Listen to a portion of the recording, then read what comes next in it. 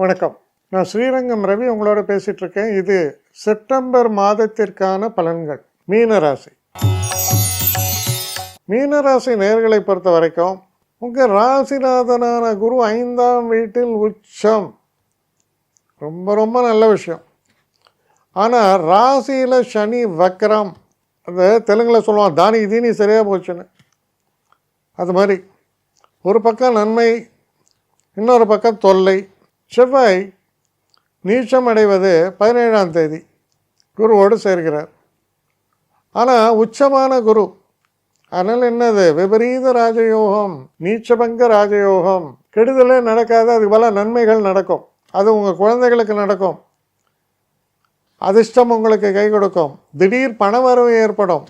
இது போன்ற பல நன்மைகளை பேசுகிறது. எப்போ செகண்ட் ஹாஃபில். அதே நேரத்தில் 6ஆம் வீட்டில் இருக்கக்கூடிய சூரியன் 7ஆம் வீட்டுக்கு போகிறார். 7ஆம் வீட்டில் சூரியனும் புதனும் சேர்க்கை. புதன் 8ஆம் தேதி அன்று கன்னிக்கு போயிடுறார். சூரியன் 17ஆம் தேதி அதோடு சேர்றார். அப்போ 7ஆம் இடத்தில் சூரியனும் புதனும் சேர்க்கை ஒரு விதத்தில் தொழில் அபிவிருத்தியை காண்பிக்கும். உங்கள் பார்ட்னர்ஸ்னால் உங்களுக்கு நல்ல ஒரு பெனிஃபிட்ஸ் வரக்கூடிய காலம். மனைவி உங்களுக்கு உறுதுணையாக இருக்கக்கூடிய காலம். அதே நேரத்தில் 8ஆம் வீட்டில் இருக்கக்கூடிய சுக்கிரன் ரொம்ப சந்தோஷத்தை தருவார். மனைவியோடையும் நல்ல ஒரு சந்தோஷம், காதல் போன்ற விஷயங்களிலும் ஒரு ஈடுபாடு, வெற்றி இதெல்லாம் ஏற்படுறது. 26ஆம் தேதிக்கு அப்புறம் புதனும் சுக்கிரனும் 8ஆம் வீட்டில் இணைவது நிறைய தனவரவுக்கான வழியை திறக்கிறது. அப்போ இந்த மாதம் எப்படி இருக்குது அப்படின்னு பார்த்தீங்கன்னா,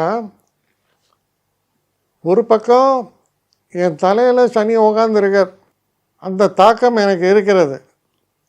ஆனால் இன்னொரு பக்கம் என் குழந்தைகளால் எனக்கு சந்தோஷம், நான் ஒரு நல்ல ஆரோக்கியமான மனோநிலை, வீட்டில் மனைவியும் எனக்கு சந்தோஷத்தை தரக்கூடிய அளவில் சிறப்பாக தான் இருக்காங்க. சுற்றார் உறவினர்கள் எல்லோரும் எனக்கு சந்தோஷத்தை தரக்கூடிய அளவில் இருப்பதால் எனக்கு தனிப்பட்ட முறையில் சில பிரச்சனைகள் இருந்தாலும் அது என்னை பெரிய அளவுக்கு பாதிக்கவில்லை அப்படின்னு நீங்கள் சொல்கிற மாதிரியான ஒரு அமைப்பை உருவாக்குகிறது இந்த மாதம்.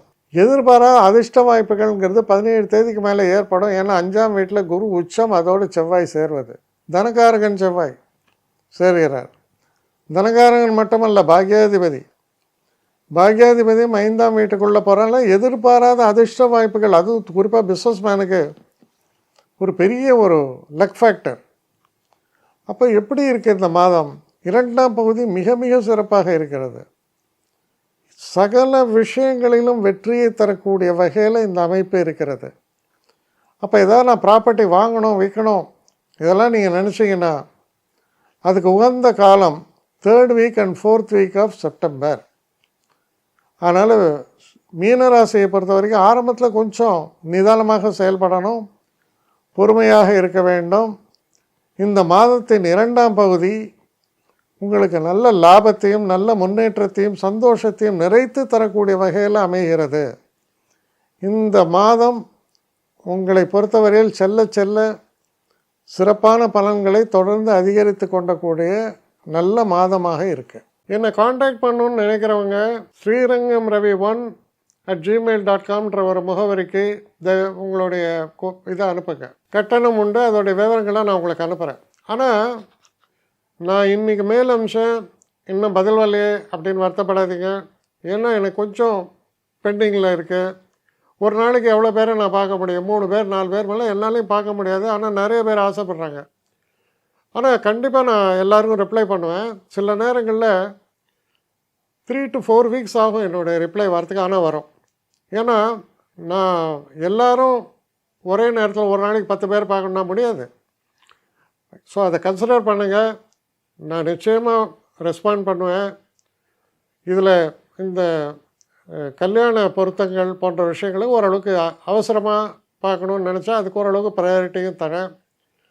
அதனால் கொஞ்சம் பொறுமை காக்க வேண்டும். கொஞ்சம் டிலே ஆகிறதுக்காக என்னை மன்னிக்கணும்.